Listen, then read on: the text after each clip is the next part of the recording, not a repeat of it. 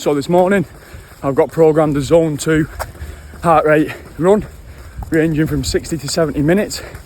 We're currently around about 50 minutes in, just coming to the end of the run, feeling good, keeping my heart rate around 160, 170 and setting it in to a 5:30 pace.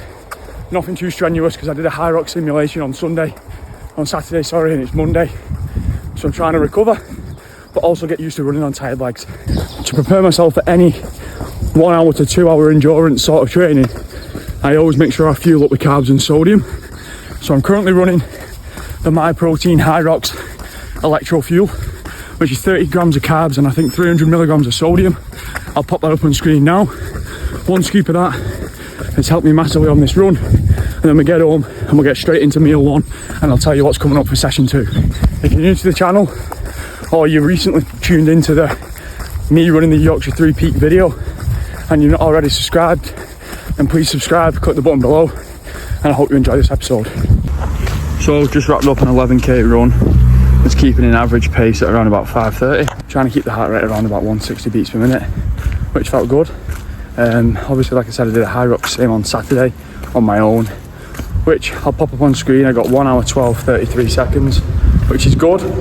It's 2.5 minutes faster than the time I got the last time I did a HYROX simulation at a gym. So obviously we're improving, which is what we want. But the goal now is try and get that time down below 1 hour 10 before obviously HYROX Paris on November the 9th.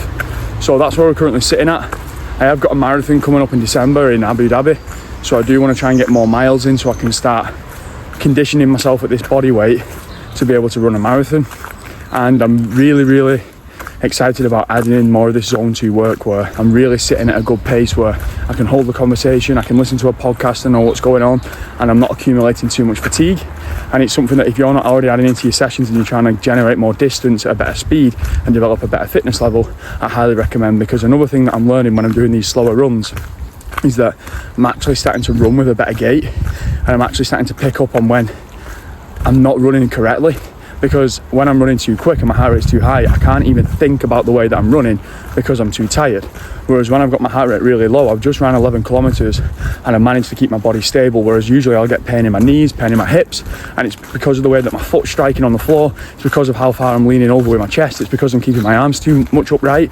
So doing those slower runs at a lower heart rate zone helps massively when it comes to your technique and your overall fitness level. So I definitely recommend it if you're watching and you've not added these into your sessions already.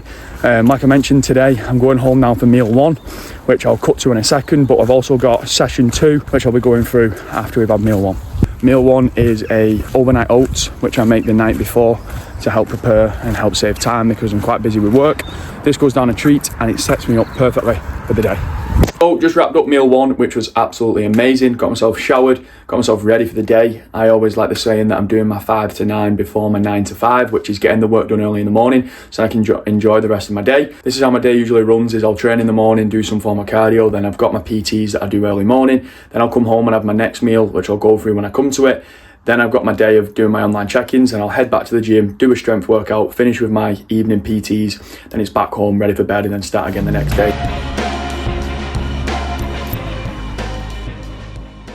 As it stands, I'm going to get stuck into some online check-in work now. With me going into a session later on in the day, I want to make sure that I'm fueling for that correctly.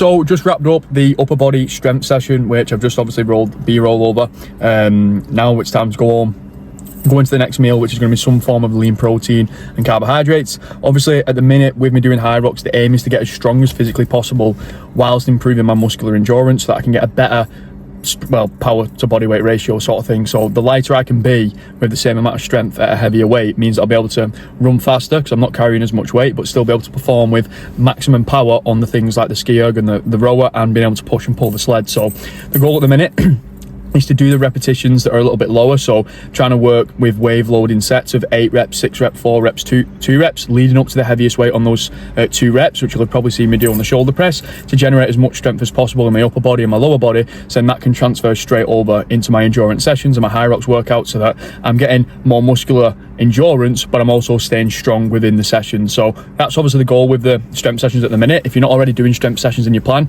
I definitely recommend it. A lot of people think that you need to do high repetitions because you're going to be doing muscular endurance work in the HYROX, but you're already doing high repetitions when you're doing the HYROX sessions anyway. The gym is the time to build the strength to transfer over into your high repetitions doing the HYROX. So hope that makes sense. If anyone's got any questions about that and why I'm doing the way that I'm currently training and that's not explained in the best possible way, drop them in the comments below and I'll make sure that I reply. But back home now, ready to have some food.